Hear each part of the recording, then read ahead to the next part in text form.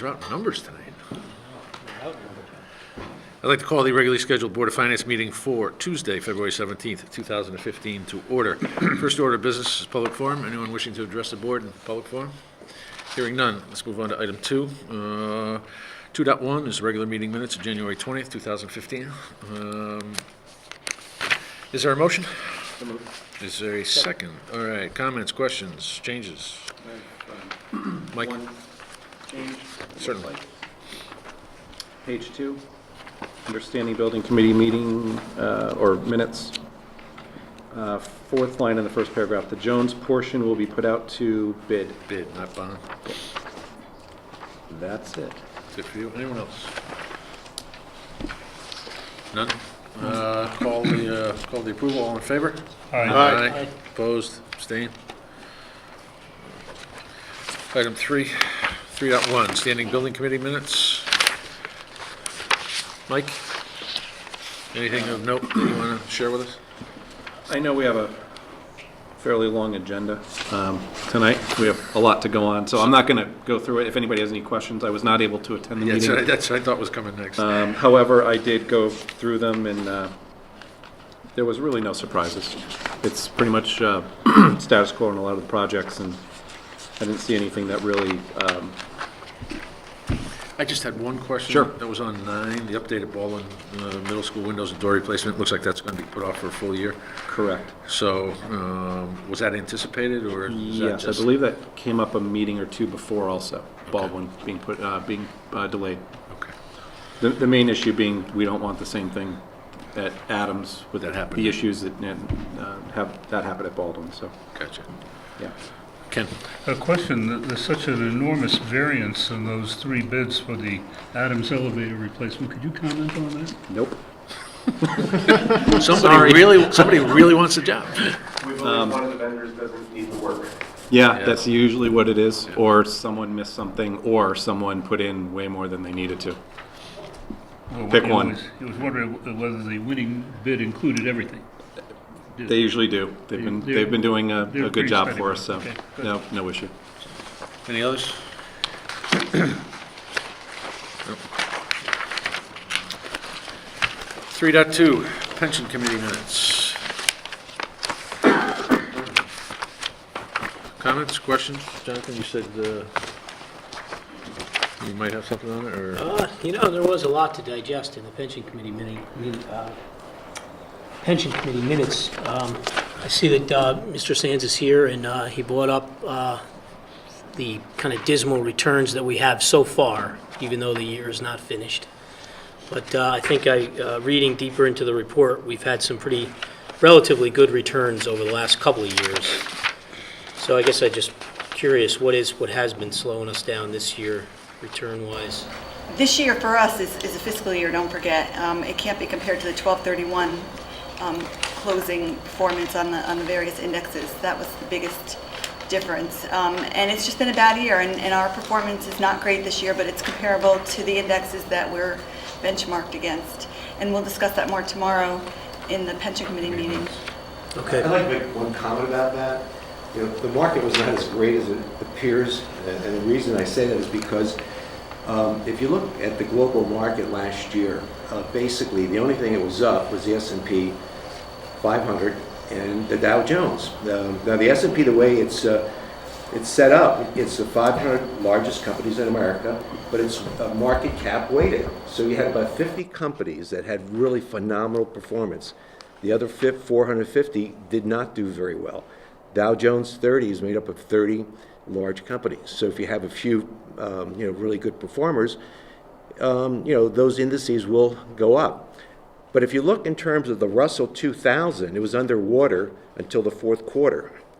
If you look at EFA, it was underwater for the whole year. If you look at the emerging markets, it was underwater for the whole year. If you look at frontier markets, they underperform. So, people that look at, if you have a balanced portfolio, okay, you're never going to beat the leading horse because you have positions that are underperforming, positions that, you want basically diversification. So most portfolios that were diversified last year did not do very well. But if you owned the 50 stocks in the S&P 500, you did extremely well. We agree with that, so thank you. That's what it And is. we have about 9 different indexes that we're measured against because we're very diversified. And if you put everything in the S&P 500, it would be kind of crazy, because if you look over the last 10 years, REITs led the charge. They were up about 191%. Emerging markets were up about 170%. The S&P was somewhere in the middle. So it just was that particular time of the year for the S&P. Those 50 that are really heavily market capped in the S&P, they did very well. But what sort of concerns me is there are several of the funds that seem to have been consistently tracking in a negative way. Yes, I completely understand Peter's description of a balanced portfolio. At what point does the pension committee start to look at some of the individual funds in there? For instance, Wentworth, started off first month at -3, then -1.82, then -8.83, then 12.45, then 17, then 21. At what point do you put? That's an IFA. That's an international. Right. International is really having a bad year. Right. The question I have the is, at other what one- point do you say there's a trend here in these markets, and when do we move? Well, I mean, you could basically change the manager per se, but virtually every manager that I know of that's in international, both growth and value, has not done as well as the S&P. I mean, that's just the way it is.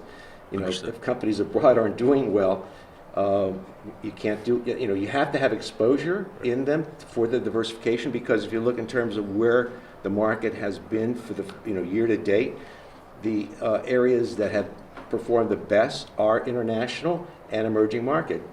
S&P has not done as well as those two for the first part of the year. Okay. I understand that, but my point is, at what point, when you see some trend lines in certain funds, when do you make that move? And that's beyond me. This is why I don't manage my own retirement money.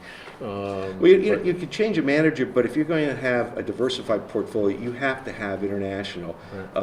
This is a global environment, and the United States only represents 50% of the equity market. Right. And you can't all of a sudden ignore the other 50%. I mean, many of the things that you buy in the store come from abroad, where that's where their headquarters are. Understood, but there are also a couple of other funds who have a similar degrading performance Composition, over the yeah. past 4 or 5 months. And I guess the question is, when do you rebalance? When do you move from, some of the money out of one fund? And again, that's not our prerogative, that's a prerogative of the pension committee. And I think, as was noted in the minutes, the pension committee's done a tremendous job over the past 4 to 5 years. The average returns have been significant, and they've exceeded, I believe, over the last 3 years, we've exceeded our target, which is what, 7.5% return, 7% now? So, again, it's unfair, I think, at certain times to take a snapshot in time, because that doesn't represent a full story. As you said, you have to have balance. But I guess my question, and perhaps I should attend the pension committee meeting tomorrow morning, and ask that question directly, but at what point do you look at some of those and start to distribute, or redistribute, or allocate differently? That's all. Certainly. I know that Wentworth, just to comment on that, is heavily weighted in oil stocks, so that's the problem with Wentworth. And I believe that, I know for sure that Tom Pavona will be at the meeting tomorrow, and they will have additional manager search suggestions for us for certain of the groups that they're not happy with, because there are 1 or 2 managers, to your point, that I don't think that they're happy with, that they're far below the benchmark, even though the benchmark isn't great. Right. And as far as reallocation, the pension committee actually made a move to reallocate funds to international value from domestic growth. So they are looking to the future on that end. Anything else on pension? No? Let's move on to item 4. Review and accept the report of expenditures for the Board of Education for January 2015.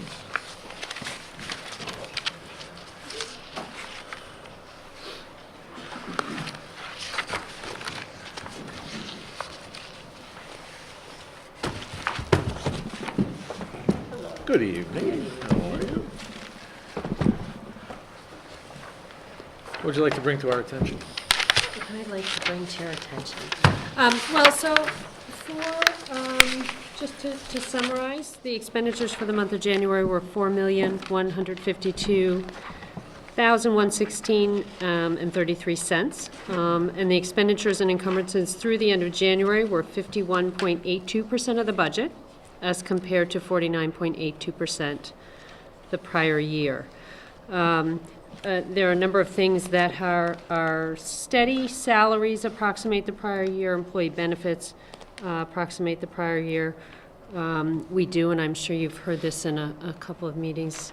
In the past few months, we are paying attention to the tuition line, and actually voted in a budget transfer at our last meeting to attend to higher cost there than we had budgeted for.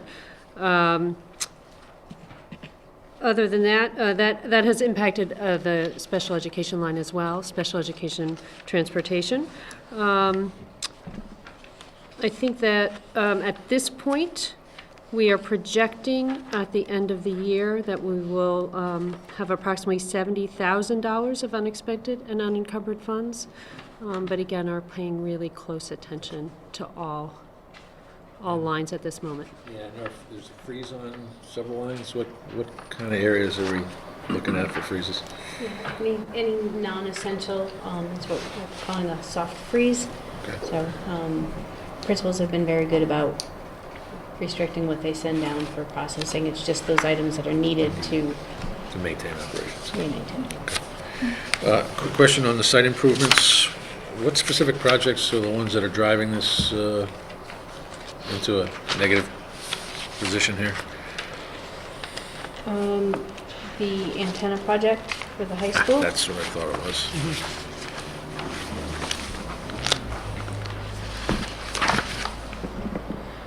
Have the lobbying efforts with the the Guilford High School Building Committee paid off yet on that? I have requested, and they are deliberating that request at this time. We are in between meetings. I've been on record in private conversations, and I'll go on record in public conversation, that I think those costs should be borne by the bonded project. It is part of the high school construction. It was something that came up after our approval from the state, and it was at the strong suggestion of our public safety officials for the protection not only of the public safety officials in the event that there is an emergency there, but also the students. So I understand that we're closely monitoring the Guilford High School project, and particularly spending, as I think there's at least one gentleman in this room who says over his dead body, will we spend a penny more than what was allocated? But who would that be? But nonetheless, it would be my preference to see that come out of the bonded project, rather than being borne out of an operating budget that is already under some pressure due to significant special education costs. Others? How are you making up for those overages? Where's the money coming from? Out of which areas? Right now, the budget transfer that we did came from teacher salary. We had a number of retirees last year, and the new hires came in at lower salary rates, so there's some savings there. And then we had some funds that were taken from the workman's compensation insurance line, because our actual costs are lower than our current budget.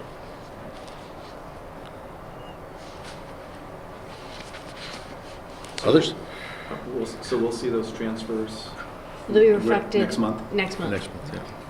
It was $250,000 from teacher salary and $40,000 from workman's comp. But instructional materials are not being affected. No, we're not transferring any money out of there right now, no. I circled in my note, I circled it and put already with a question mark, because it's a little bit early to do this, but do you expect any other transfers after this that would be major? There probably will have to be, or may have to be some for transportation and special services, so we may be facing. So there may be more. Okay. A lot of it depends on what we end up receiving for the excess cost grant. Right now, the state is saying we are going to get more, but they're cautioning us that come the second payment, they're gonna make an adjustment, and that we may not get as much. They're still saying it'll be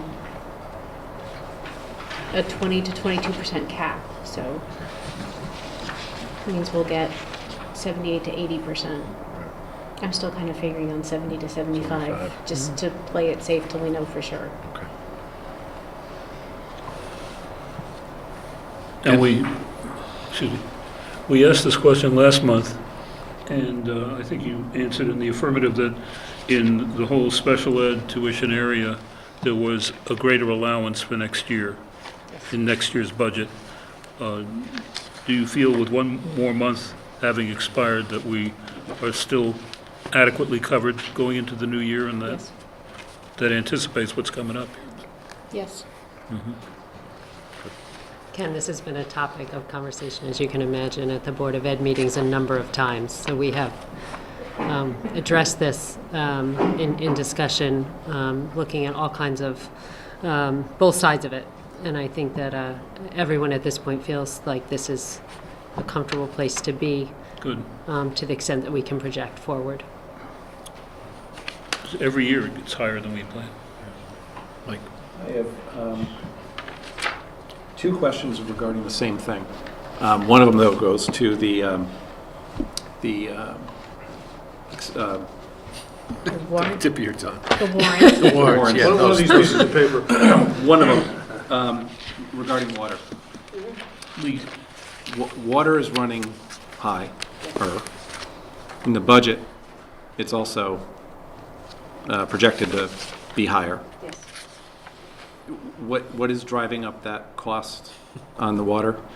Leet? Lead, okay. No, Is it the, part of because there's also some irrigation It's- issues that came up in earlier in the year, early in the fiscal year in September and October. But Right, there was a change to the irrigation plan at LEAT that we were unaware of that drove up the bills for LEAT for the beginning part of this fiscal year. So we're anticipating that that's going to continue. They have also added irrigation to 2 fields at Cox, which was not originally part of the budget for this year. It is included in the proposed budget for 15-16. So those are the biggest factors for the water increase. Okay. The second question. And going into that, in the warrants, there were some expenditures that were back from August, September for irrigation. And I was curious, first of all, why it took 5 months for them to get it to us. Is that typical? I would think that a utility would be pretty much on top of their, The irrigation Billings. bills, some of them are quarterly. So sometimes we don't, if we miss a quarter and don't receive it right away, it gets pushed off. And we don't know, I think that's the one bill, we don't know what happened to it, and all of a sudden we got a past due notice, and we okay. hadn't seen the bill at all. the big lead expenditure was in September. Do you mind if I ask one more and then I'll That be was for done? 3 months. Seeing that I'm on warrants and I'm on LEAP, so there's actually a natural progression here. On the third page, it's Dumichel Paper Company. I was scanning real quick to look at the invoice dates, and there's a couple from June of last year. And there's for supplies at LEAP. And not very much, but I'm wondering how is that Dumichel and their billing that the invoice dates are from June from the last fiscal year, and we're picking them up now?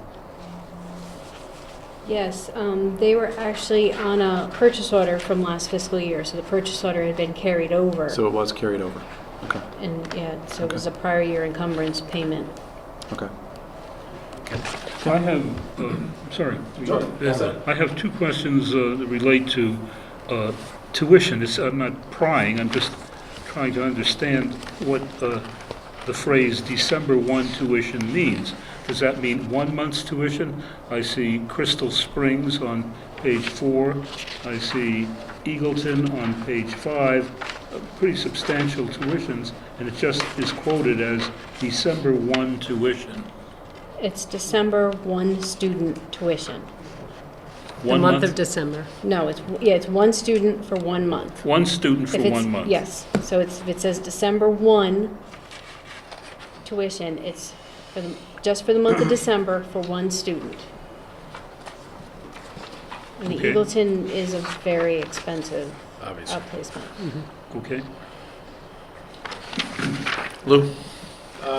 Sort of a first cousin to your comment about the bonding, the emergency radio system. There's some discussion in the minutes, the Operations Committee, regarding bonding, or at least questioning whether bonding the utilities project at the science wing. And there's also some discussion, I think, in the Standing Building Committee about that. I'm trying to understand the logistics of that. And then there's some reference about, Dr. Moore was asking about combining the two projects, because the town was also going to be bonding some portion of it. So there's a lot of, a lot of sort of not completely connected thoughts in that minute there, and I'm trying to piece together, are there two projects? Was this not anticipated when we ran the entire school bond together? Where are we with the utilities, and how are we paying for it? You're talking about the repeater project? No, at this point, I'm talking about the utilities, hooking the utilities into the science wing. The $150,000 is going to be part of the town bonding proposal. In as much as it's a town building It will be. going forward. And that was in effort to help alleviate the strain on the school budget.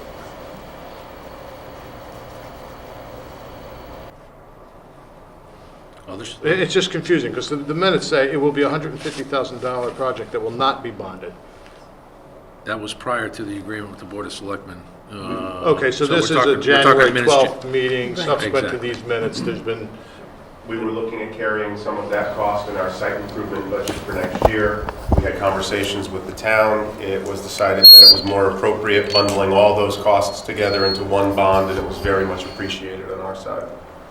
got it, that comes together. Okay, thank you. Others? Just want to make sure I kind of understand the bigger picture, stepping back. The antenna project, initially you thought you might be able to absorb it into the operating budget with the sightline expense, but then I think it was the special education costs started getting so much higher that you started looking at total budget and realizing, Yes, we're talking about two different budget years. Yep. So the bonding for the science wing was part of the new budgets moving forward that are being presented tonight. The repeater project was something that we thought we would be able to work with the building committee and absorb in this year's budget. And as we've moved forward with the year, had some unanticipated costs with the special education side of our budget, it's becoming more of a challenge to do that. And in continued conversations with the BC, I've articulated essentially the same position that Mr. Hoey articulated here tonight. Seems to be a building committee cost, and since we are also in a difficult budget year, wouldn't it make sense to have it fall into that budget rather than our annual operating budget? And that's the request that I've made to the BC at this time. so that would be a change control for the Guilford High School bonded project? I'm not sure how exactly they would absorb it into their budget. They could look at it as a change order. I think there's a number of ways that ONG Fusco would have to look at accounting for that, but I've asked for them to accept it into their budget. How they choose to do that, I think there's a number of different ways they could look at that. Okay. Has any work begun on that, or is that still? Yes, the wiring, the infrastructure wiring.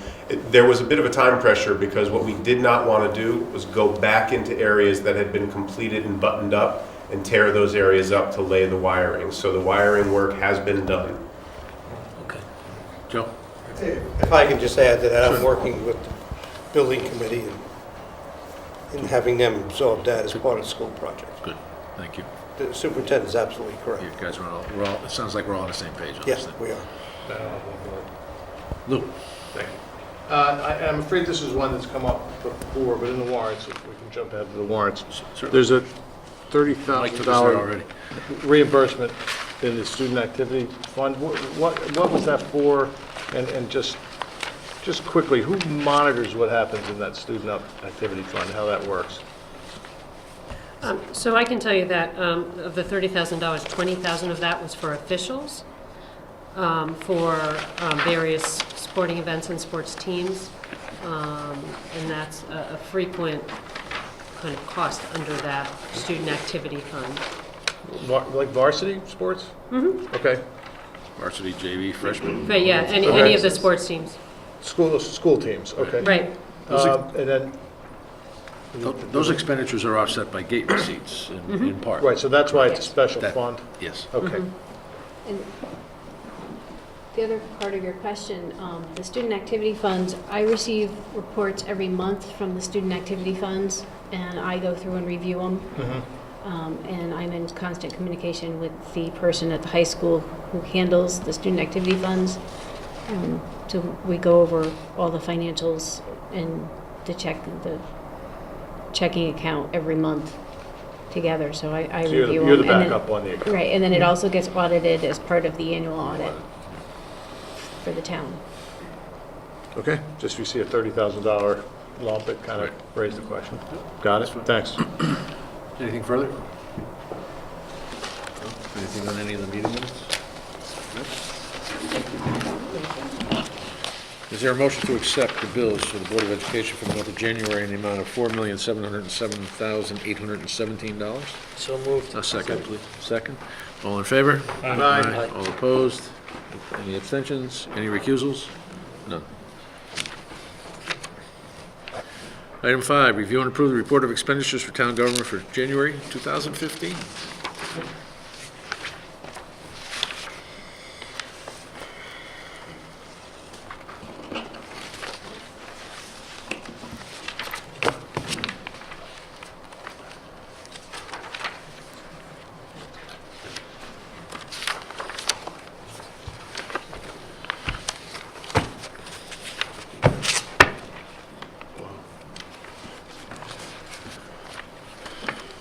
Good evening, Sheila. Well, we've already talked to you. What would you like to bring to our attention? Well, we're going to start with revenue, and I actually have something important to tell you about revenue, because you have a report that shows a little bit of a decrease in the tax collections. Tax collection, yeah. And it's inaccurate. It bothered me, and I did some research on it, because I couldn't believe that it would be that far below that quickly, although it wouldn't be impossible in January when taxes are still coming in and current through February 1st or 2nd.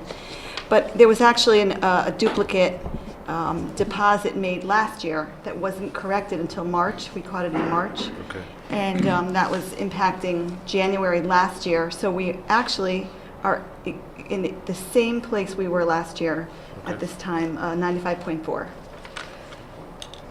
So we are now at 94.6% collected versus 94.4% last year. 94.4.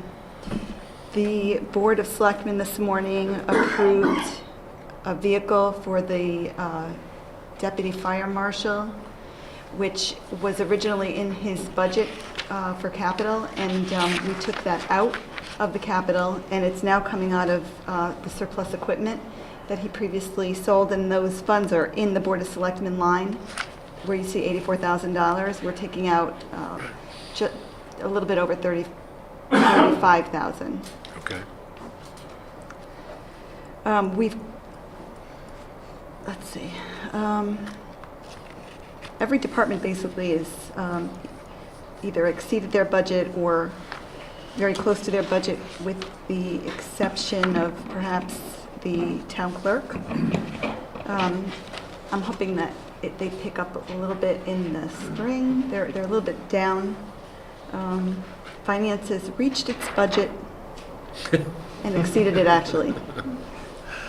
101.1% received. What do they call that in golf, Joe? Sandbagging? And we're going to keep it up. I'm not saying. That's really it. Any questions on revenue? Looks good. Does look good. Youth and Family Services continues to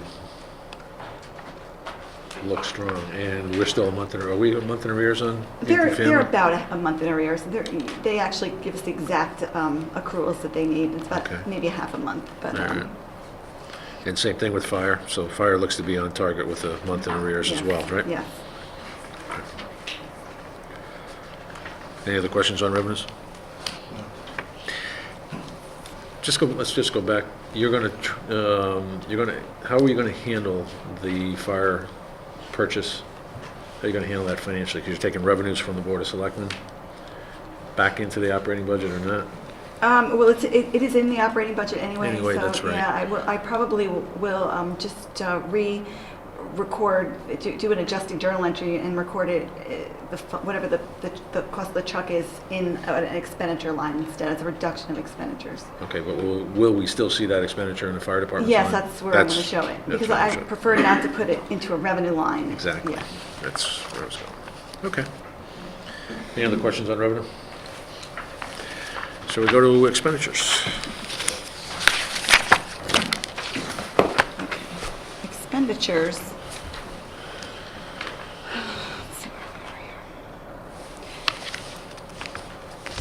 So I don't have my report for whatever reason. It kind of got, I do know where we are. I have I'll the- share it with the, Ken. um, Revenue. Revenue? Expenditures. Chair Peter, too, we've done this before. We are at 65.8% obligated versus 66.3% last year. So we're pretty much, within a half percentage point of where we were last year. A lot has to do with timing. We say this all the time. The unfortunate overtime expenditures have not really shown up here yet. That was the question. We're still, Public Works, don't forget, is a week behind in their payroll, so although we're monitoring it, I don't really have today for you good numbers. I had numbers last week because we actually sent a report up to the state to see if the state as a whole, and then we would qualify for FEMA reimbursement. I don't know the outcome of that at this point, but I do know that we sent up $143,000 cost estimate, which included hard overtime costs and indirect costs on the equipment, of course. But I should have better numbers for you in a week or so when we can really get a handle on all the costs of the storm. But we expect that we will be, well, we expect that right now we've depleted our overtime budget in Public Works. How are we doing on materials for Public Works? Are we running out of salt and sand too? As far as materials, Yeah, we're okay. Cost-wise, we're not. we're approaching our budget. And equipment? Maintenance? We're fine with the equipment. I haven't heard of any problems. It's good. That's because we have newer fleets. Yeah. Although we did find out that the maintenance is It's- expensive, but, It's getting a workout. yeah. What have we put in for to the state? It's just a pre-assessment claim, basically. They have asked all of the towns and cities in the state to submit to them their costs for the blizzard, which was the 26th and 27th period of January. And then they're going to see if we qualify as a state and as a region. It wasn't a blizzard in Guilford for us so much, but it was a long duration of time, so that affected us as well. That we had 48 hours straight Sure. of hours. And you said that number was 144 with hard and soft costs? Yeah. And soft costs is the use of the equipment and that kind of. And we had 16 trucks at least rolling 48 hours straight, minus maybe an hour or two, and plows 90% of that as well. Other questions on expenditures? We good? Okay. Warrants, or general fund weekly checks, or special fund checks? Anybody? I had a question on special fund. All right. May I? You certainly may. If I can find it.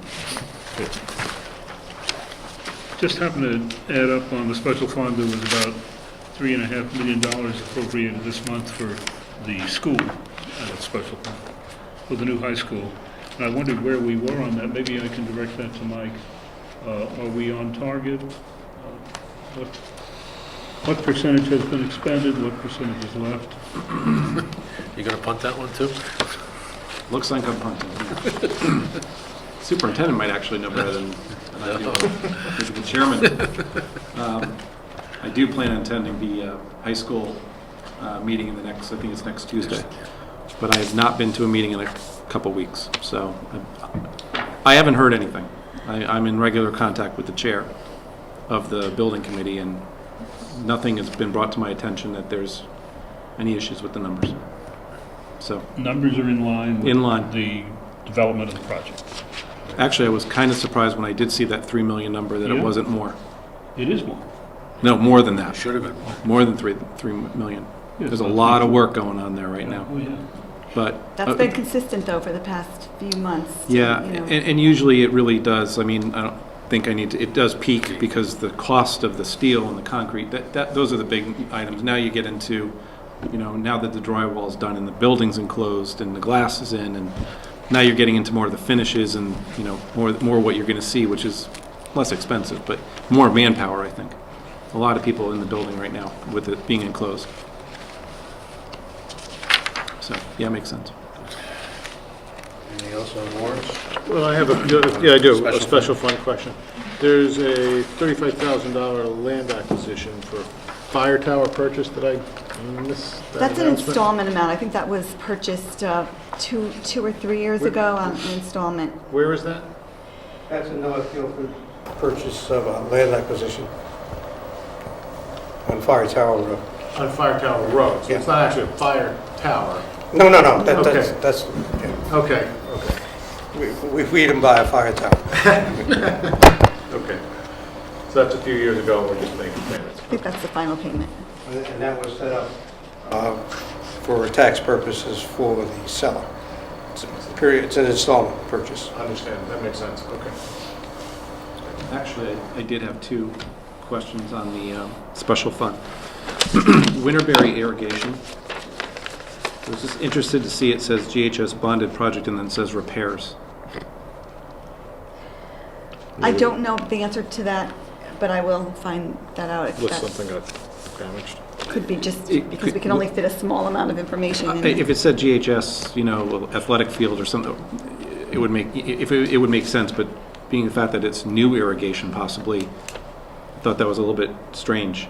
And there's also one here that, and there's one that says gift fund and then it says rent. I'm just wondering is that a kind of a transfer or what happened? No, How does that work? That's the Social Services Welfare Gift Fund. Okay.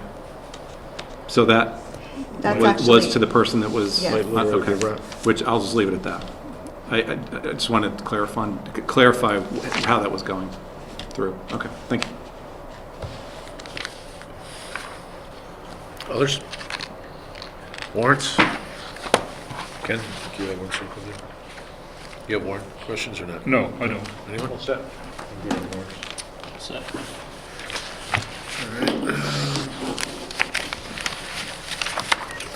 So we go to health benefits. Strong month. A healthy month for our employees. Well, No? no. No? We added 2 new individuals to the list of catastrophic claims. Okay. And they both came in one came in at 78,000 right off, First came right in, and the other one at 92,000. Okay. So they're headed upwards. We are at 2.5 million in catastrophic claims, which are greater than 75,000. Yeah. We've covered 762,000 under the stop loss. The interesting thing is, several of the large ones, I looked back at last month's dollar of the claim, and they haven't moved a lot, but the smaller ones are moving. Okay. That's good and bad. It's not necessarily good for us, because if the other ones don't, every dollar that's spent on the claims that have exceeded the stop loss, we don't have to pay. Okay, right. But the lower ones we do, and those are the ones that now seem to be moving from month to month. Okay. There's I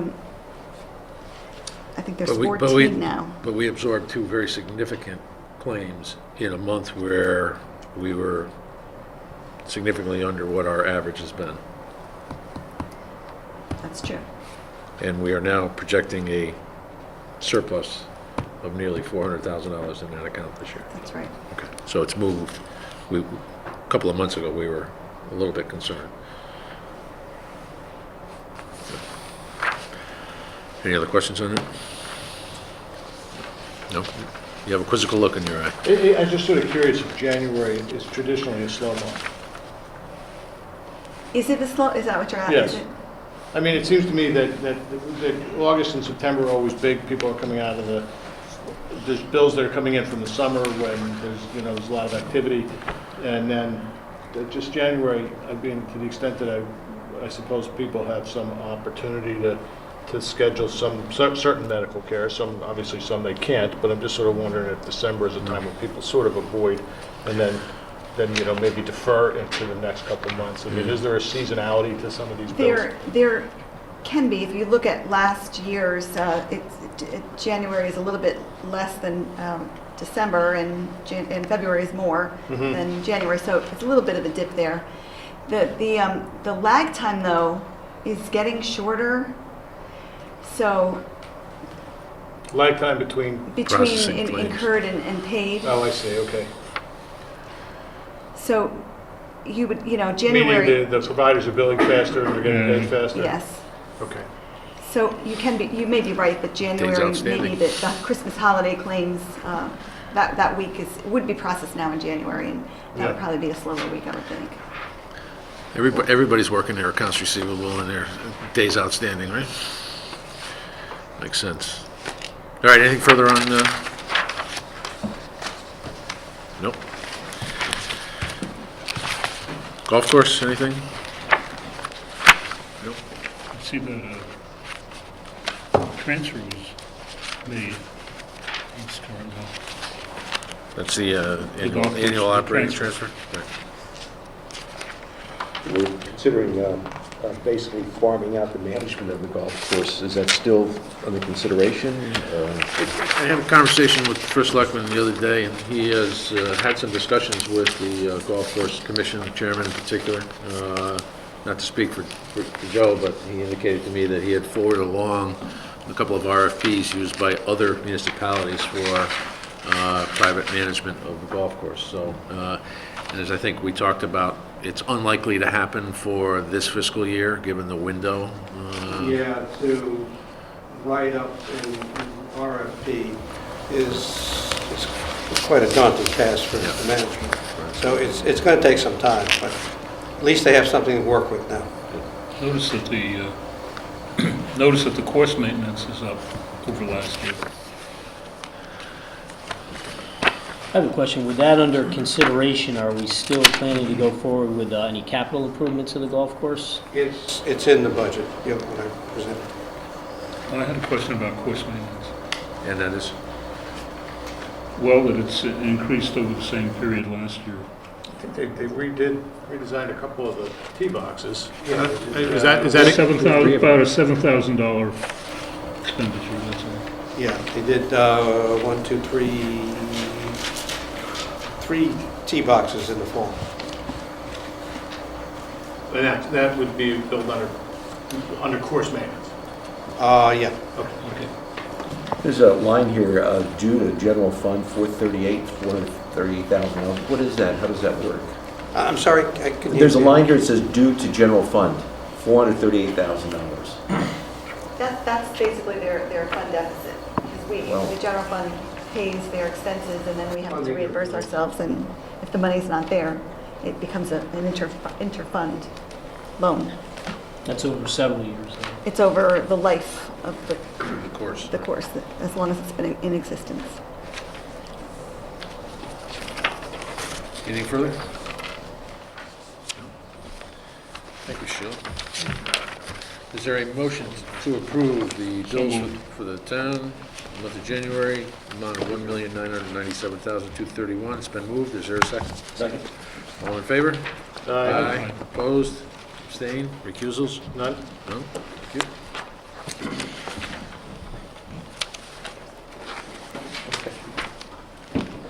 Thank you, Sheila.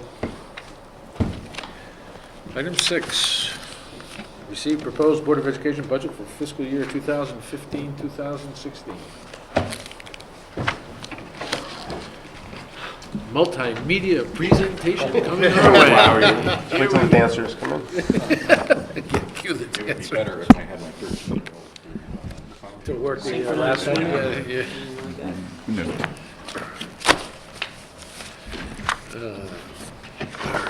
Let's-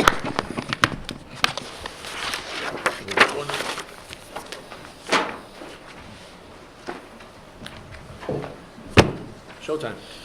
Bob Fosse would say. So, at a recent meeting, the Board of Education approved their final budget. I know that Linda forwarded a set of summary sheets to you. Yes. So we will take you through sort of a very high-level overview of this budget then. Without spending time on any of these opening slides, I do just want to remind the board and the community that this budget builds upon an articulated vision and mission of the schools, as well as annual priorities that this board has set. Within those priorities nest current initiatives on which we are working, and every year as an internal team, we set a lens of budget priorities. So as we look at this budget, as we build it internally as an administrative team, we know that there are stacked priorities.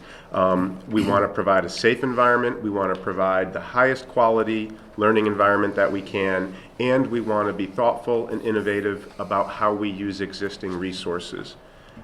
The budget then builds on the reality of how many students come into our schools every day. So you know that this board has looked carefully at our enrollment in this current year and projections moving forward. Next year, as we return in September, we do project to have 70 fewer students than we have in front of us this year. The budget request that comes forward to you at this time is a total request of $57,509,517. That's a year-over-year increase of $1,399,140, or a 2.49% increase over this current operating budget. To set that in some context, it is one of the lowest budget requests that this board has brought forward to you in some years. It is the lowest budget request that has come forward since I have joined the school team. The budget is built on internal efficiencies.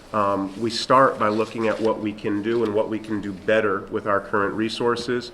And one of the most significant areas is in the area of salaries. You know that salaries represents 60 to 65% of our operating budget. We are a people-intensive operation. It is about teachers in classrooms and kitchen staff preparing lunches, and nurses and administrators and clerical help and custodians. And we've worked very hard to control those costs while continuing to bring talent into the district. There are reduced teaching positions in this budget as a reflection of the reduced enrollment.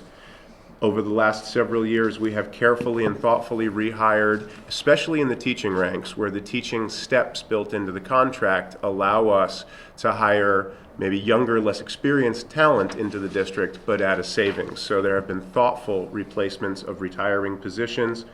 And the board has just gone through a cycle of renegotiating all of our collective bargaining agreements and has been able to come to some favorable positions for the school district through those negotiations.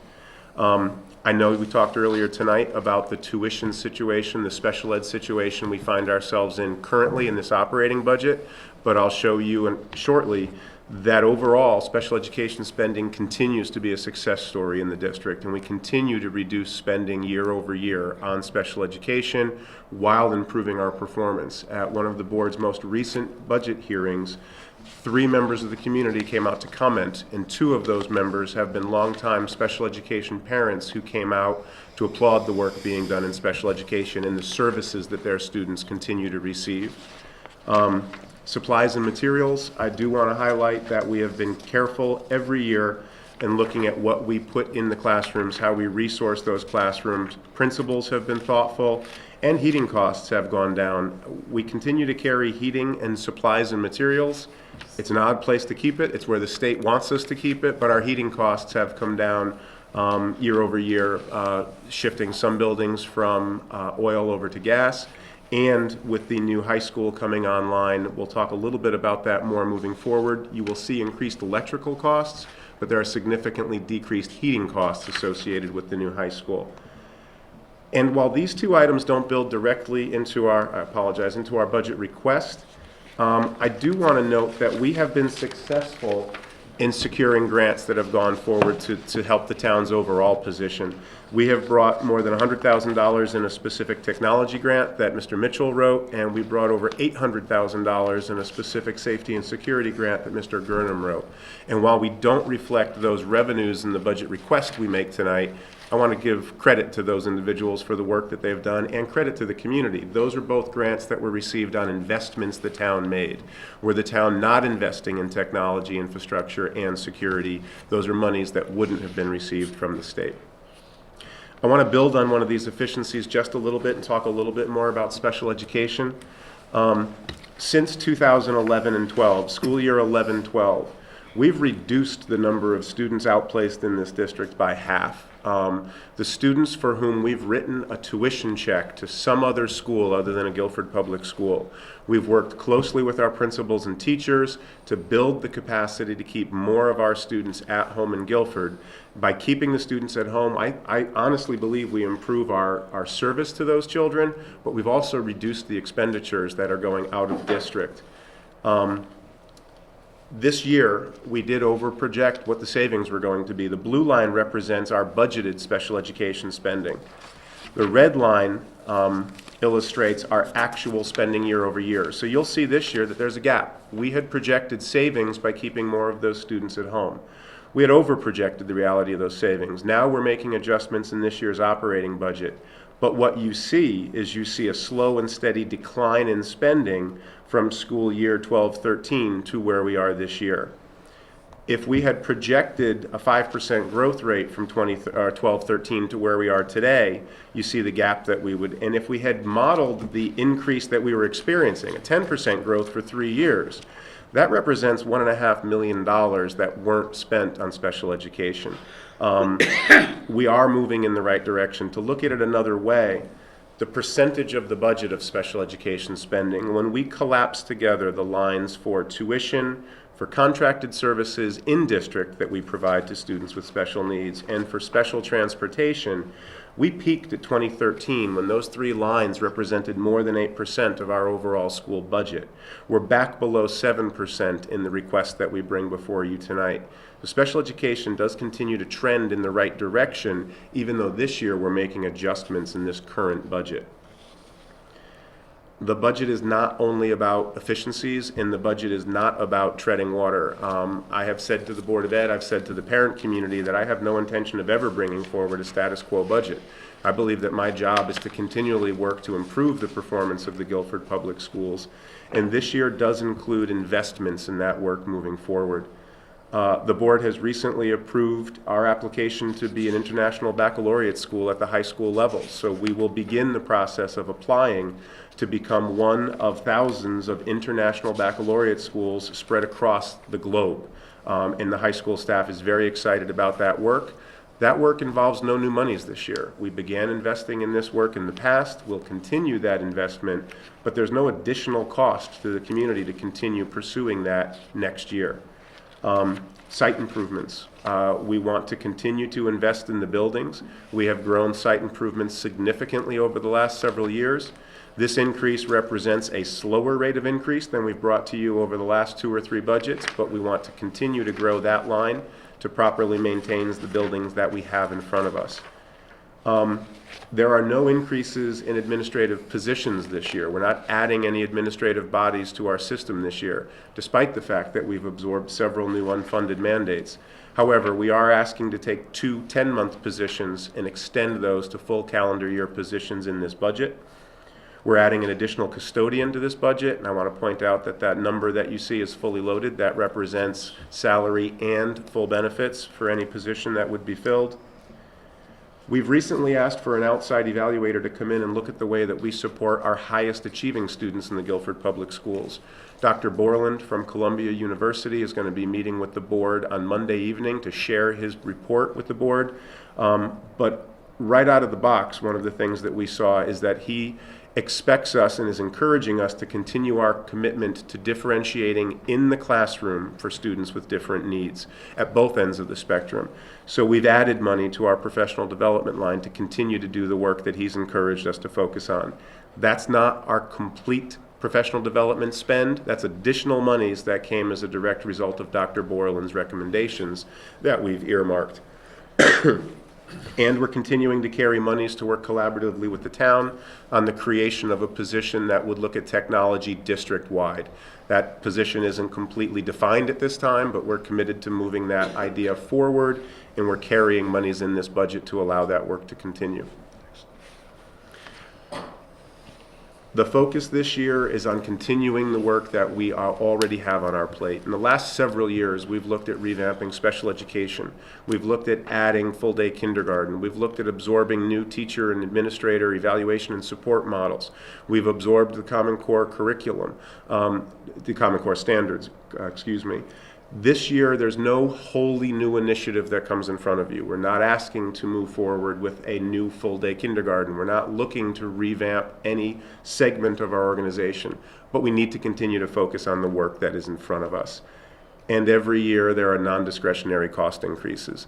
I noted salaries as an efficiency. Salaries represent 60 to 65% of our budget. Our salaries are increasing less than a percentage point this year. But when the largest portion of our budget increases even by a small amount, it results in a significant cost driver. So there is increase that comes along with our salaries. We talked about medical costs earlier in this meeting. Our medical costs continue to escalate, and so we've had to absorb cost increases there. I mentioned there is an electrical increase in the district. When I spoke with you last, I may not have said this clearly enough. The electrical increase that we show is a district-wide increased cost in electricity. Part of that is a result of having the new high school come online, which is larger in square feet and has climate control. But we have other costs across the district that are related to increasing rates for electricity. I want to be really clear here. While electrical costs for the high school are increasing, our net energy spend at the high school next year will in fact be less than it is this year. It's less by a few $1,000s, but we will spend less on a new building that is larger with air conditioning than we're currently spending on the existing building. We're being conservative in that number. There may be members of the building committee or the energy task force or a couple architects I know who would like us to show an even greater delta, but we don't know this building yet. We're being conservative, and I hope to be in front of you in future years showing even further cost savings in the area of energy. And we talked about special education. Special ed costs are increasing this year over the monies that we budgeted last year. When you look at these 5 areas together, they represent a $1.3 million increase in our budget. The total increase in our budget this year is almost $1.4 million. It's really these 5 areas that are representing the change that you see in front of you tonight. And as I did with efficiencies, if I could just detail a few of the cost drivers in a little greater detail. First, I'd like to show staffing. While the staffing cost is increasing, we have no increased positions in the administrative line. We're not asking to add any administrators, although we're extending the year for 2 of those individuals. At the teacher level, we show a net reduction of 2.5 teaching positions this year. We continue to invest in special ed. We want to add a position at the high school, but there will be decreased positions at the elementary level as a result of enrollment. We will be reducing paraprofessional positions by 1.5 in the district. The only place where we're looking for any staffing increase in this budget is in the custodial area. We do ask to increase by 1 custodian so that we properly care for the high school that we're taking online next year. And again, special education, just one more highlight here. You know that the budget represents the approved budget from last year compared to what we're requesting this year. We've already made transfers, we've already made adjustments in this budget year for the costs. If we were showing you this budget, next year's request versus this year's actual expenditures, I want to highlight again that each of these three areas is a decrease. So we project to spend fewer real dollars next year than we are spending this year. We're spending fewer this year than we spent last year. So we're continuing to move in the right direction. And again, I just want to thank Mrs. Brown and her staff and the principals and the teachers in the classrooms, because not only are we reducing costs, but we're making those students more welcomed and more successful in our schools with this work. I also want to note that this budget doesn't include everything that we would have liked for the budget to include. So while we have prioritized our requests, while we have put in all of the essentials that we know we need to be successful next year, I do want to note that there are other investments that have been deferred that you will likely hear us speak to in future years. But Dr. Borland also recommends that we increase the number of instructional coaches in our school system, particularly in the area of mathematics. We know he's making that recommendation. We don't feel prepared to make that part of this year's budget request. It's work for future years. We would have preferred to increase more of our administrators from 10-month to 12-month calendars, but we know that we don't need to make changes like that all in one time. Mr. Gurnham would continue to lobby for more custodial help so that we could really maintain and improve the quality of the buildings. We're being thoughtful in how we bring those requests forward. And every year, there is more money that we could spend in the areas of technology or classroom equipment or site improvements, but we are constantly trying to prioritize those requests and be responsive on both sides of the coin. What we put in the classroom for the students every day and the burden that we ask the town to assume in those efforts.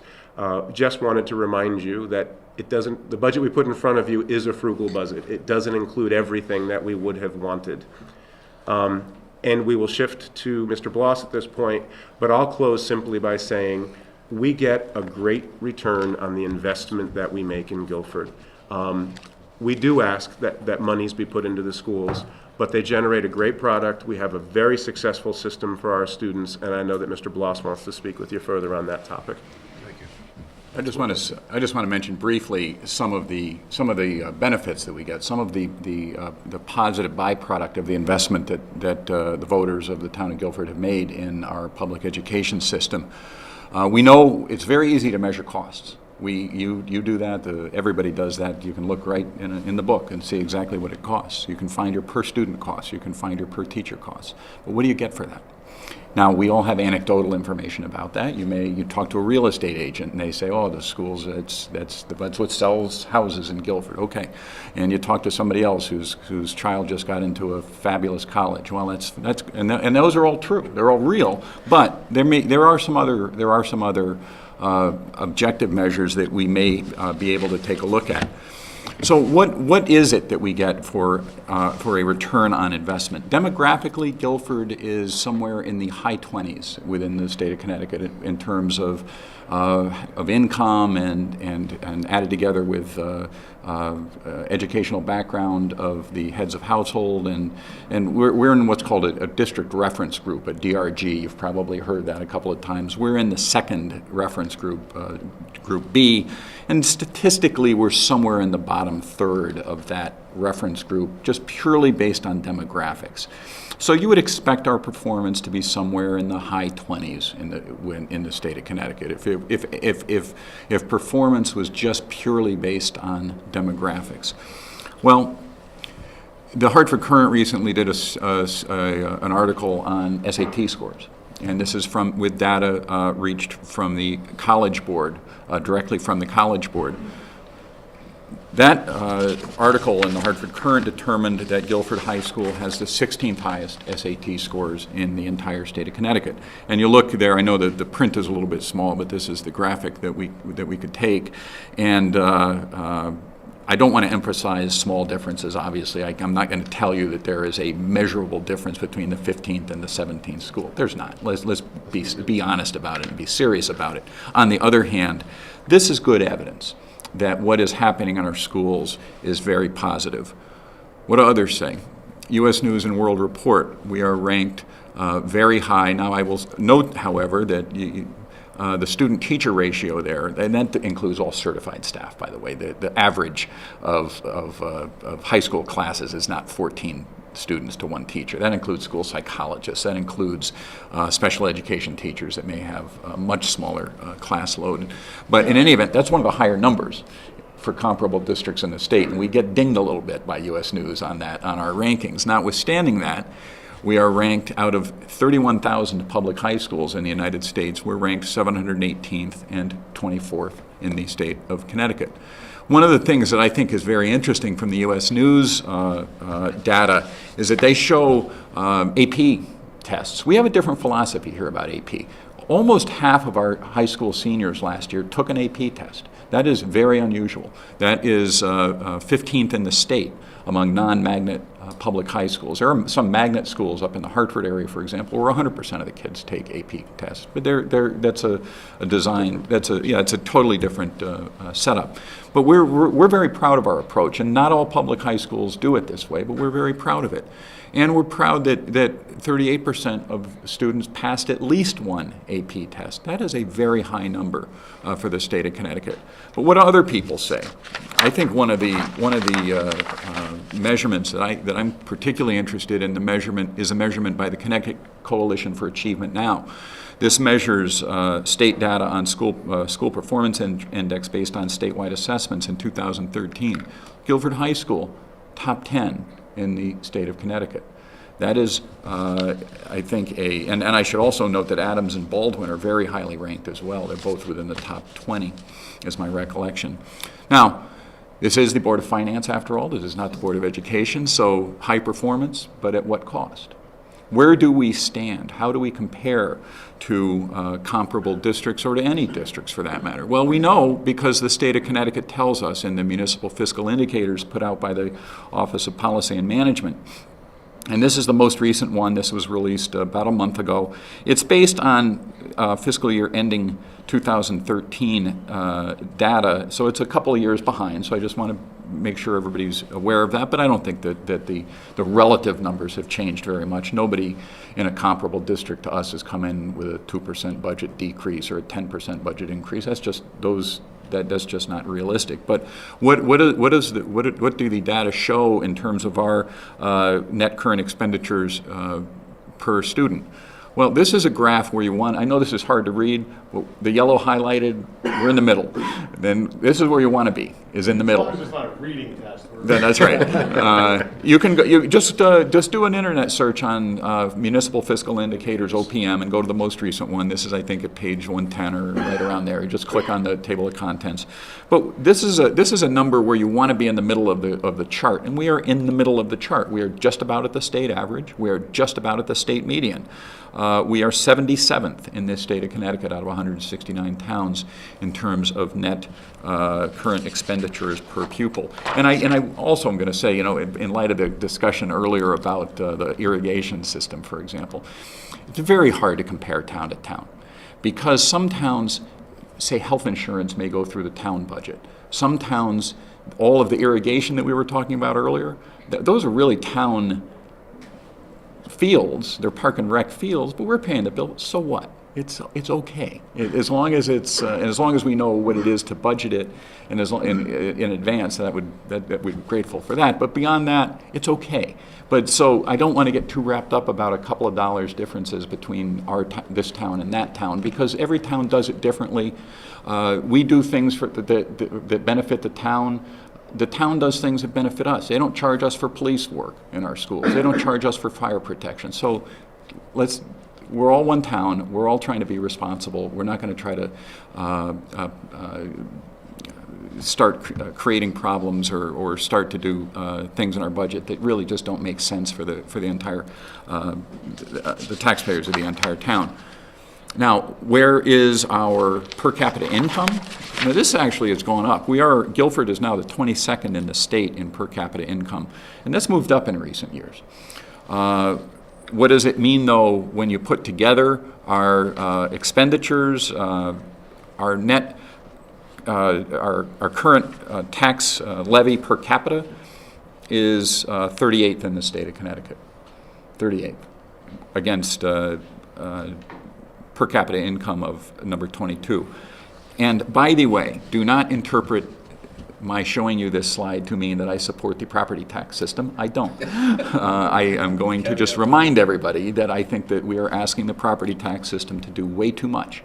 And it is not fair to the town, it's not fair to taxpayers, it's not fair to students, it's not fair to parents, it's not fair to anybody. It's a bad system. The Department of Revenue Services for Connecticut just did a report that you might want to look at on the tax incidence in the state of Connecticut, comparing personal income tax and property tax and business taxes and capital gain and franchise taxes and gross receipts taxes, the rest of it. Property taxes, we ask property taxes to fund over 40% of our government, both at the state and local level when added together. It's too much.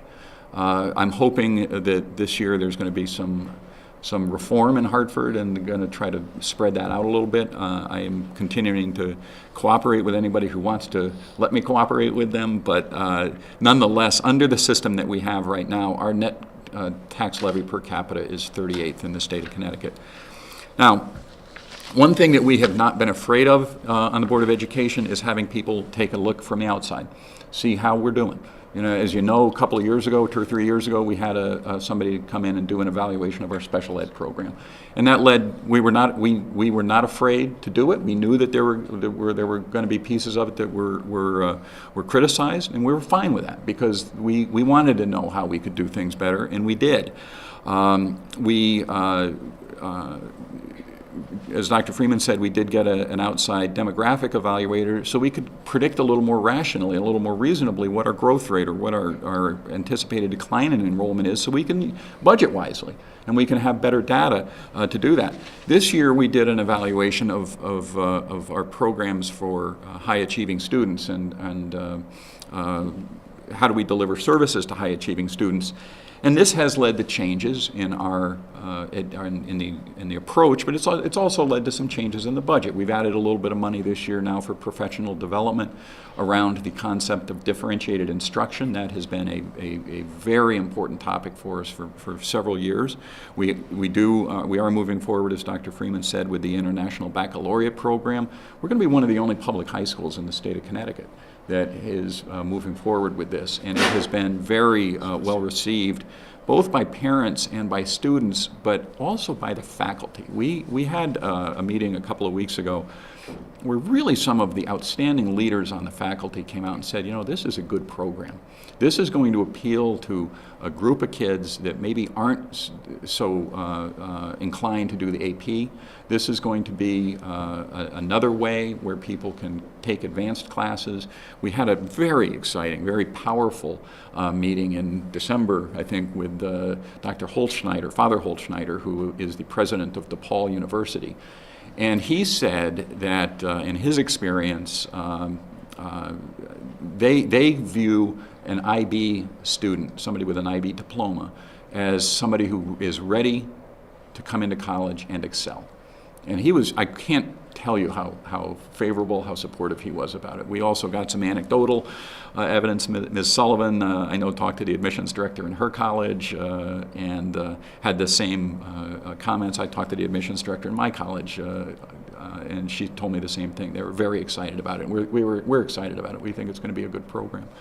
So when Dr. Borland took a look at where we are as a district, he wrote, and this report is available on our website, but he wrote that he was extremely impressed by the professionalism, dedication, and ability of the educators who I met.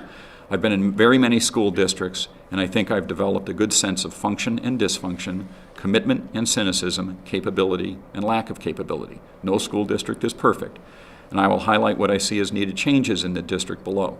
Nonetheless, I come away from my time in Guilford with the belief that this is one of the most impressive educational enterprises with which I have been involved. Second, I found the individuals served by their education to be similarly impressive. The students whom I spoke with were articulate, personable, and serious, but hardly solemn, about their education. Their parents impressed me with their passion for educational quality, their willingness to be involved in their children's schooling, and their thoughtfulness.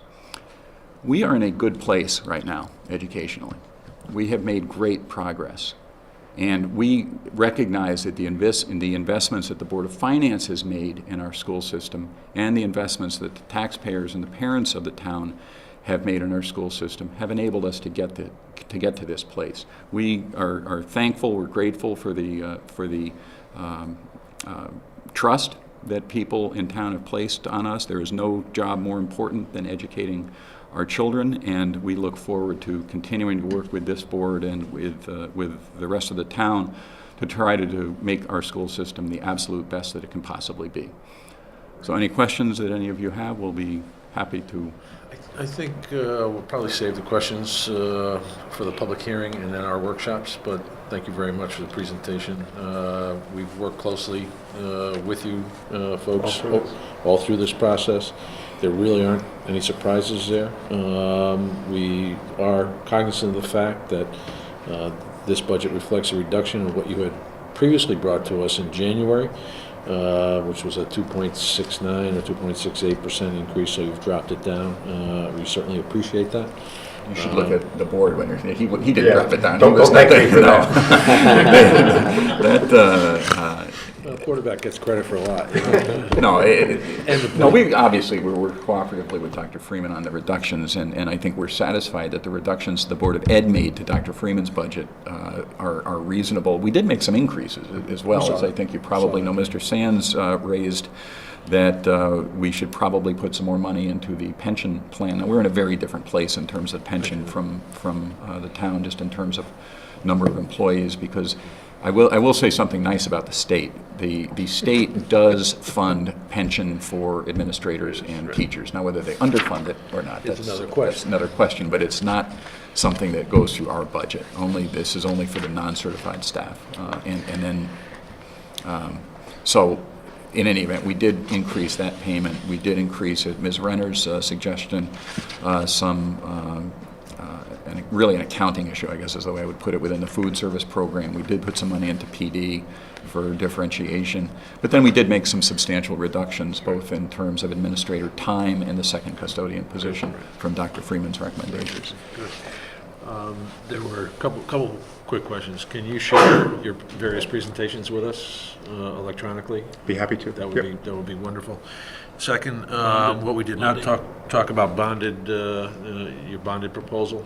We had a draft that was provided to us at our last subcommittee meeting. Has that changed in any substance or form? No, we haven't. Or has it been approved? No, no to both. We have not voted on it. We're going to talk about it, I think, at our next meeting. Right. And I think the bulk of it is, as you note, is really safety upgrades at Jones in particular. Right. And I do want to just highlight what Dr. Freeman said about the grant. The town passed a bond in the amount of, I think, roughly $2.4 million approximately, largely for security upgrades a couple of years ago. Mm-hmm. We weren't expecting to get a grant. We weren't counting on it. But when that grant came in, that money is going to be used to pay the bills so that the bond never gets floated to the full amount of the appropriated bond. So this is not money that now the school district is going to go out and spend on something else. No, it comes to the town. The town is not going to bond as much as it was going to, as the voters approved. So as has been the case with most of our capital projects, we have not spent everything that was appropriated. And in that particular item, that was a major success. The only other note I'd make on bonding, and we'll mention it again once the board has approved it, but the draft you have in front of you represents 2 years' worth of spending. And there are monies to be done immediately this summer, and then it will shift us to a cycle where we will always be asking for the monies at least the full year out, so that we have a better opportunity to thoughtfully spend those monies and have the work done before students return in September. We have had work dragging on after the students have returned in September, and this will put us in a better position moving forward. Right. The question I have relative to the application of the grant money, as you said, it would go to offset what was previously approved, but perhaps not yet spent. I don't know where we are with the. Would we use bands for the security upgrades? Yeah, we have not financed. We haven't financed those yet. So the question I have is, does it go to offset the cost so we don't borrow from the original appropriation, or do we offset the cost of the current request for security? We've got, what, $1.5 million in security upgrades? Yeah, I think I'd leave that up to That's people that's that something are that will. more directed. Right, exactly. So I just want, can we tee that up for? But the bottom line is that is money that we were able to secure from the state, that we didn't expect, and that is going to lead to a savings of nearly $1 For this million community, yeah. to our taxpayers. Probably more than $1 million because of the interest compounding over a 20-year bond. So when will we be receiving the bonding proposal? I think at your next meeting, at the latest. Wait till then. I talked to Mr. Hoy about it, just in terms of timing, and I think we'll get it, Right. whenever you need it, we'll get it to you. Where the dates are.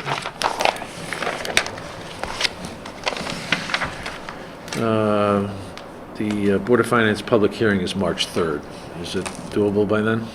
It has to be before our next meeting. Good.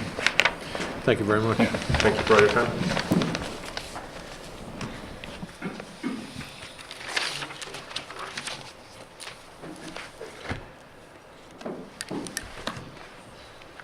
Make sure you take all your toys. I hate to see those get left behind. What's the password?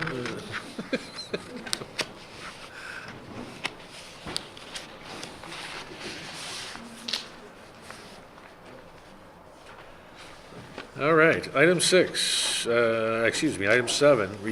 receive the proposed town budget for fiscal year 2015, 2016.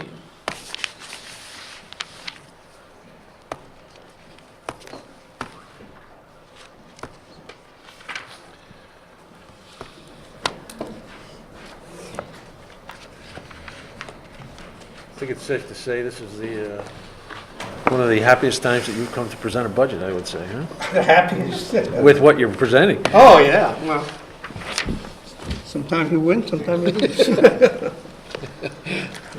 But you gotta get dressed up, you gotta suit up. yeah. Sheila's gonna press the buttons, I don't know what's going on. Okay. I had told them to put the screen on the other side so I could see what I was doing. But our crack staff, of course, didn't You do want- it. just wanna move over there? Would it be easy? Nah, that's You fine, sure? okay. Right. No one ever sits over here. Pardon? Love to have you on this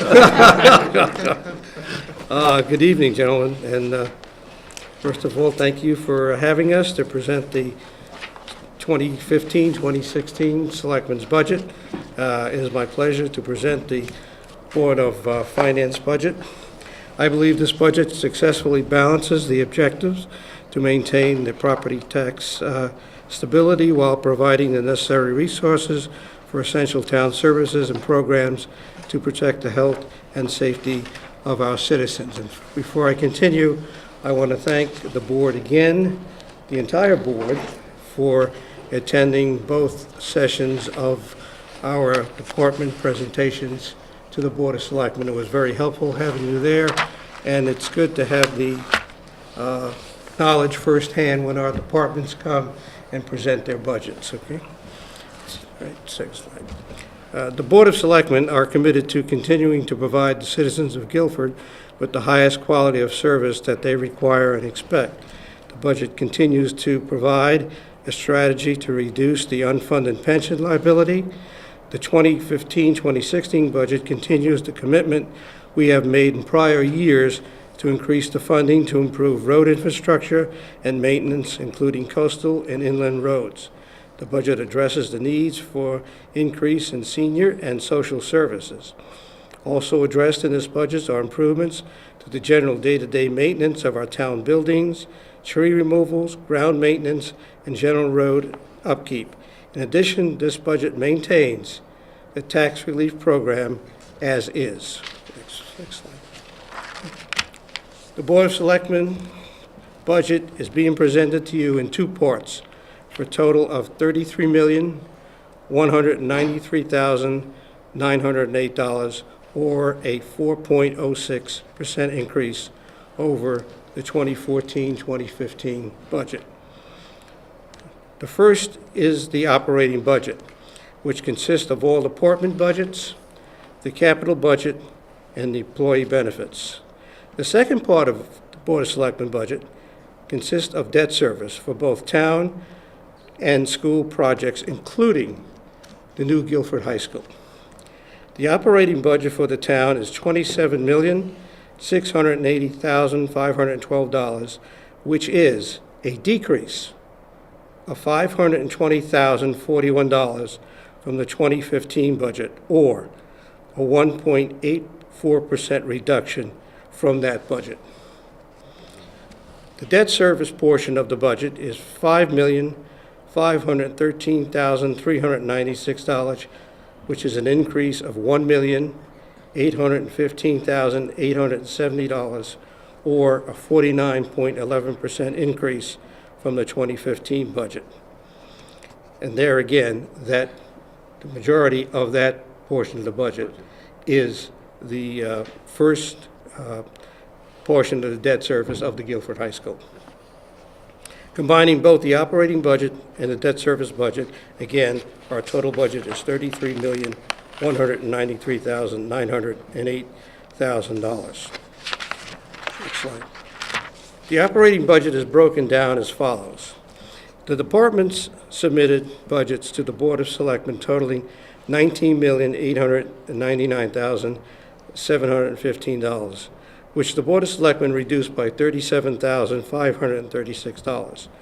These reductions consisted of $5,000 from the Plan of Conservation Development, $11,000 from Natural Resources, utility cost reductions of $5,000, and a reduction of an additional Park and Rec maintenance maintainer to a half-a-year position.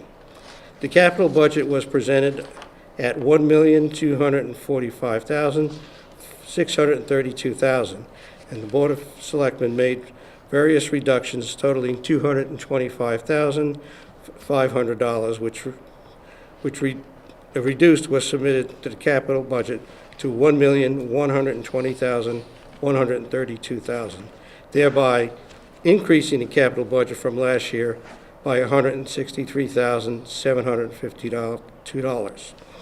The employee benefits portion of the budget was submitted at $6,798,201. No adjustments were made to this budget. The portion of this budget reflects a decrease, and this is important, of $1,320,247 from the 2015 budget.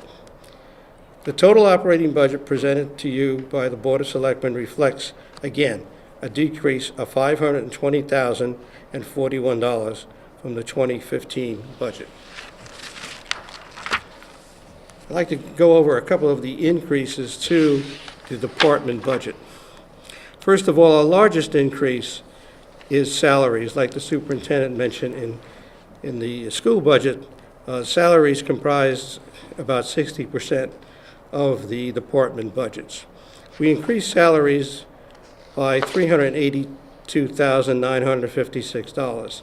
This includes all negotiated salary increases, including reserve for contracts yet to be settled, and the addition of 2 maintainers, one in Public Works and one in Park and Recs, to be added at the half year. These increases total a 2.85% over the 2015 budget. We achieved savings by replacing 9 full-time positions at lower salaries from the prior year through retirements and staff changes. We also have made provisions, like the Board of Ed, for an IT town-wide coordinator, which we will later look into. Insurance increased by $73,435, which is an 8.65%. Insurance includes LAP, which is and workers' comp. Utilities increased by $42,442. The major factor in this increase is due to the Park and Rec Department taking on the operation of the building that currently houses the high school science wing. Once the new high school is completed, the building will become a town facility. Legal increased by $40,000 due to the anticipated defense, of the assessment appeals and potential contract arbitration and negotiations. Vehicle maintenance increased due to the increased cost of parts such as tires and more sophisticated vehicle components. And tree maintenance and removal, we've added $15,000 to continue with tree trimming and programs. Various other expenses, we increased by $58,396,000, bringing the total increases in department budgets to $636,454. Increases and decreases in employee benefits. The pension performance is the area that we are most proud of. As you can see, contributions have been reduced by $1,437,917, which is a 37.95% decrease from the 2015 budget. This is due to various factors. Number one, the performance of the pension plan.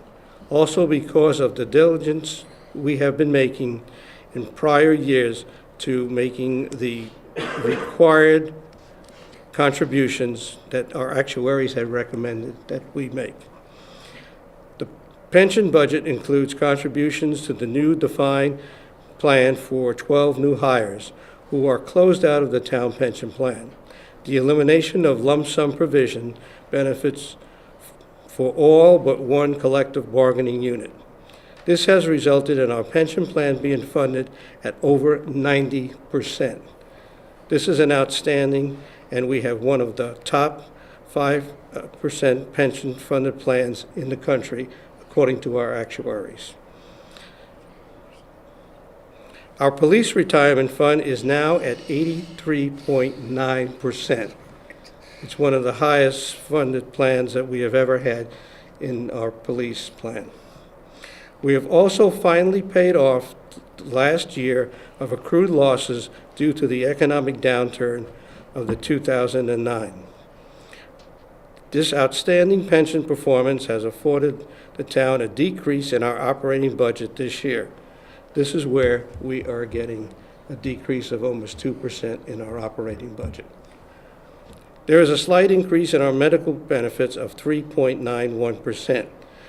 This is due to recent contracts provided for increased employment contributions and lower claim exposures due to the lower stop loss that we negotiated this present year. Retirement sick leave is unchanged, and there is a slight decrease of $851 in our other insurances. The capital budget, we have put a little bit more money into capital budget, and for the first time in almost 5 years, we have hit over $1 million in capital expenditures in our operating plan. This year, excuse me.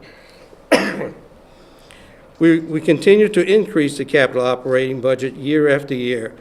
By doing this, we reduce the reliance on the need to fund these major purchases and improvements through long-term financing, thus reducing the debt service costs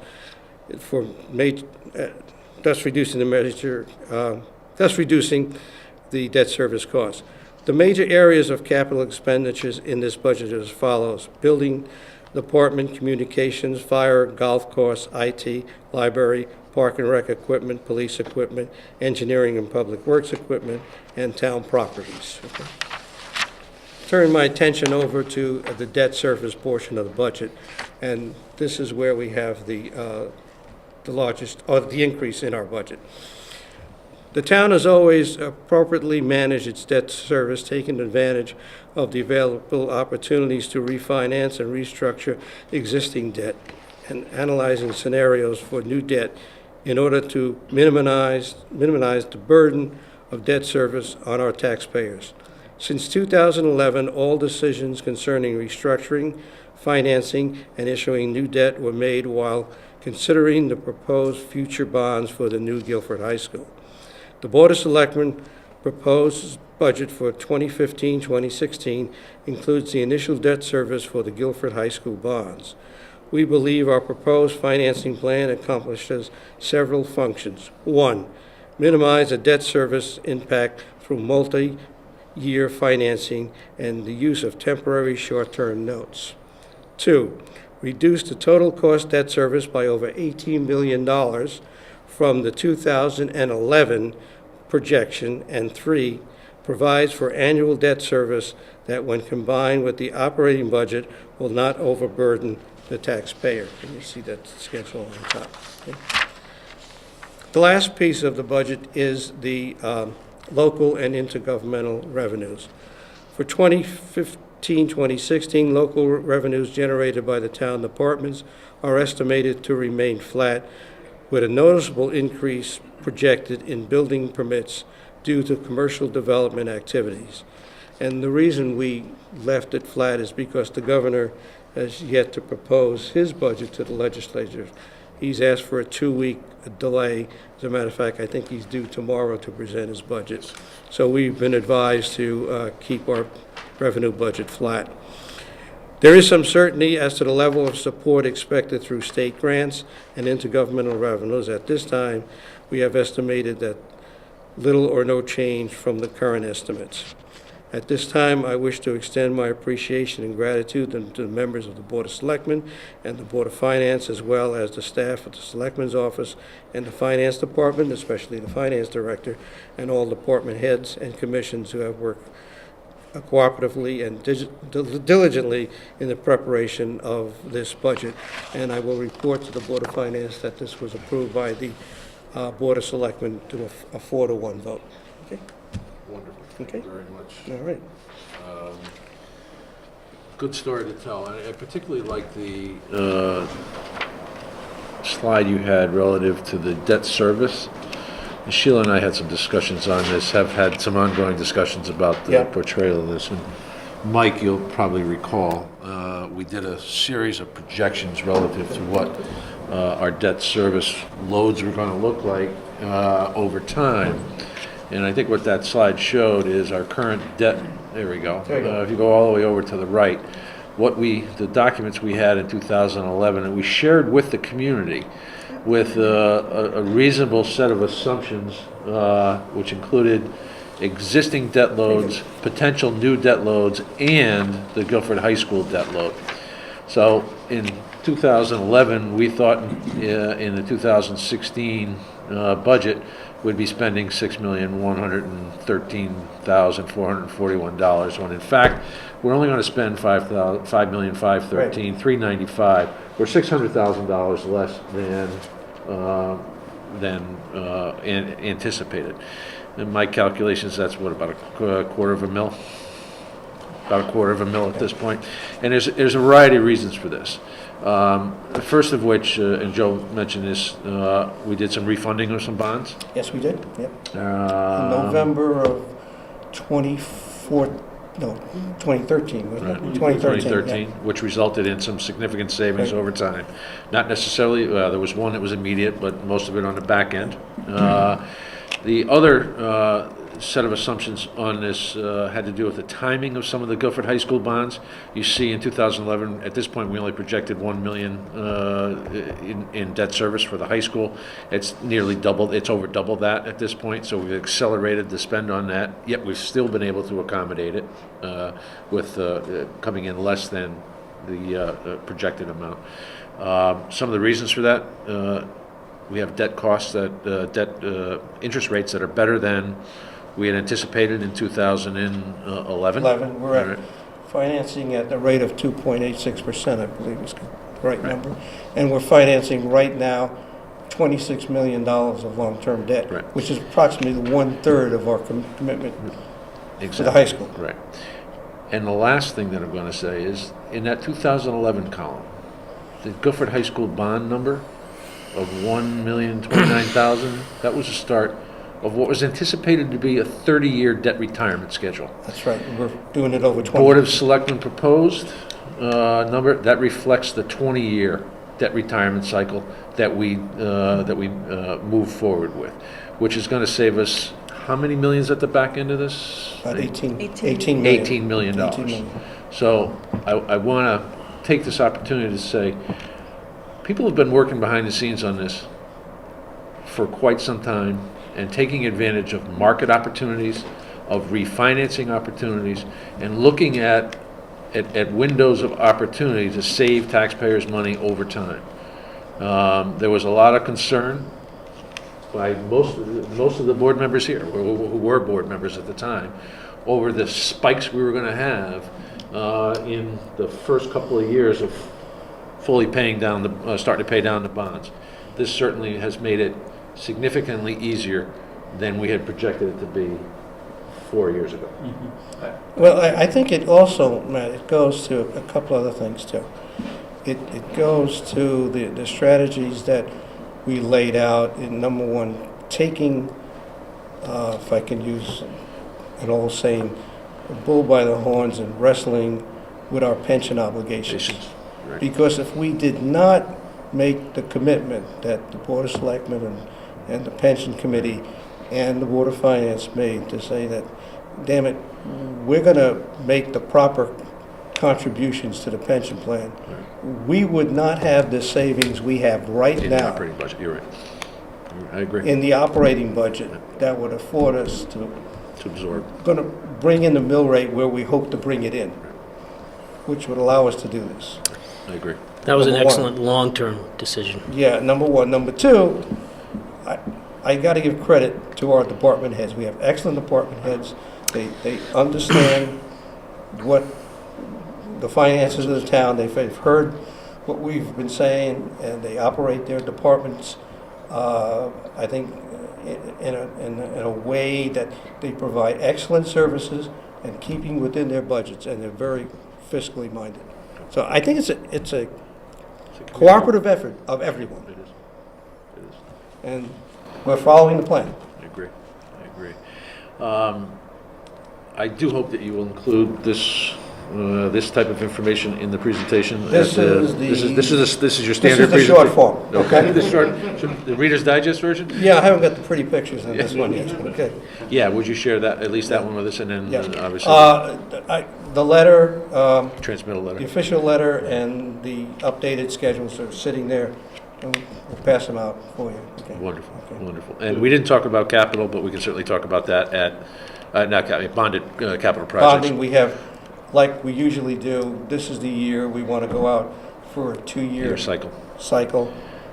Has that changed in any substance since the meetings we had, the Selectmen's Workshop? meetings? Not materially, no. Okay. Okay. Matt, I wanted to, on this topic of debt service and the fact that we've already bonded a third and there's 2/3 coming in, the question may be in people's minds as to when we get the money from the state that the state is contributing to our program. And I think it's been mentioned before, it bears mentioning again in the future, but the fact is we get reimbursement from the state over time. As, we're getting reimbursed as we go along. Okay, We've been receiving the money. right. It's over the, This is not like. it's not a one-time. No. It's not, No. so over the life of the bonding, we will get reimbursement from the Well, state? no, over the life of the project, as the construction Over the life goes of the on. project. Sheila submits a reimbursement form, if you will, to make it simple. And she gets reimbursed as we go We've along. gotten $20 million so far Yeah. from the state. So the total amount bonded will reflect the reduction, the contribution from the state. Right. And so we're actually bonding less that amount that came in from the Yep. state. Correct. Yeah. But just as a quick refresher, the voters authorized us to bond the entire project in the event that the state did not come through with the funding. However, we had assurances from the state that our plan met their approval. Our 31%, which would have gone to 21% 10 days later, had we not approved it at referendum. That's not, I don't need to belabor the process. But the fact is we're bonding The less. fact is, we are only bonding the 64 roughly. $64 million. Because the state, unlike the old days where you had to bond the entire project, and then the state would pay you on an annualized basis the reimbursement portion. So, You know, I think it also should, I would be remiss in not mentioning the efforts of Board of Ed and the Options Committee for acting as quickly as they did, because had we been, Mr. Chairman, a couple of days later, We approved, I want to say, in the third week in June. Yeah. Whatever the June year was. 14th. we would Yeah. have lost If- $10 if we- million maybe? If we had approved it, the same project, 2.5 weeks later, the 20 million that we've received would be the end of it. Yeah. And the next 10 million would never We come would've in. lost that. Or 8 million would never come in. So, no, that was, and we told people that that was going to happen, and it did. And so now we have a reimbursement rate on this project that I feel very confident in saying we will never see on another project. But the good news is we don't have any more projects for the very foreseeable, and maybe even the less foreseeable future. So we are, so no, this has turned out to be a very well done project. So, and just one comment I might have glossed over, I want to make sure that I'm up front. We did add in this budget, you heard the testimony from department heads, 2 new positions, but considering the workload in the public works, and because of we're inheriting more ground around the schools particularly, we had to, we did add another maintainer, but it's only because we're acquiring more and more work to do, but we did bring him on in half a year. And I think it's fair to say that we still aren't back to the levels of staffing at Public Works that we had 10 years ago. That's correct. It's still lower correct. than it was 10 years ago. That's Even correct. adding this maintainer on. And these last 4 weeks, I could have used every one of you guys on a plow. You don't want me behind a truck. And it's not only because it's a condensed period of time, but the toll that a winter like this takes on our roads, particularly when you have the cold weather. We'll be spending all spring and summer correcting roads that we didn't even think about correcting because but it's a great town. We want to keep it that way. Thank you very much. Okay. Appreciate One last comment. One comment, I'm just trying to do maybe a back-of-the-envelope calculation. Does that put our debt servicing at less than 6% of the budget? Approximately? Yeah. Yeah, He asked for it, yes. that's phenomenal. Now, we still have. It's gonna go up. We still have another plateau to get to. Right. When we bond We're the only rest at a of it. third of the All right. bonding, yep. But to the Sheila point- has that in Yep. her package. Right, and we do have a package on that, so. Before you close, or you've already closed, but before you go out, there was a slide up there that showed the amount of money needed to be raised by taxes. And that was based on some current assumptions on our revenue side, and we'll talk more about that at the hearing. Tomorrow is the wild card. I believe you mentioned the governor's addressing the legislature tomorrow. He's going to lay out his budget. There are some rumors about, well, not rumors. This is the first of his 5 budgets that he hasn't come out ahead of time and say he was going to protect municipalities.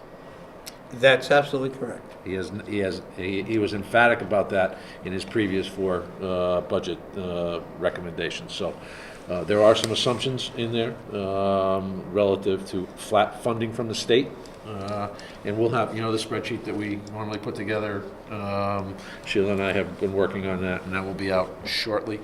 I don't know whether we'll need to adjust it in any form or substance after the governor's speech tomorrow. In my discussions with CCM, Connecticut Conference of Municipalities for the audience, since we're one of the towns that put our budgets together and vote on referendums very, very early, I seek their advice on what can we anticipate for state funding. The best advice they can give me is use what you did last year. And for the future, I was trying to figure out when we go to our next charter revision, I would highly lobby to push our budget preparation up a month or so because we get a little dangerous at this point. I don't know, it's something to consider for the future. That- yes. It's not a discussion for here, but Put it we all down, should start thinking about it. push it down. I mean, Yeah. push it back, I should say, yeah. Yeah, and we've had that discussion in the past, and the risk there is the number of times that you can effectively run a Yeah, referendum yeah. prior to the start of your fiscal year, but there are mechanisms But for the ways to funding. shorten the period between town meeting and Exactly. and That would be and in the chart. publication and that sort of thing, Yeah. yeah. Good. Thank you very much. Okay, thank you. Thank you. Thank you. And we'll have this, we'll have it up on the website tomorrow. Wonderful. Electronically, thank you. Thank you, Chair. Item 8, committee reports, anything? Next month, thank you very much. Item 9, old business. 10, new business. Public forum. I'll entertain a motion to adjourn. Second? Second. All in favor? Aye. Aye. Carries. That was unanimous. I declare it so.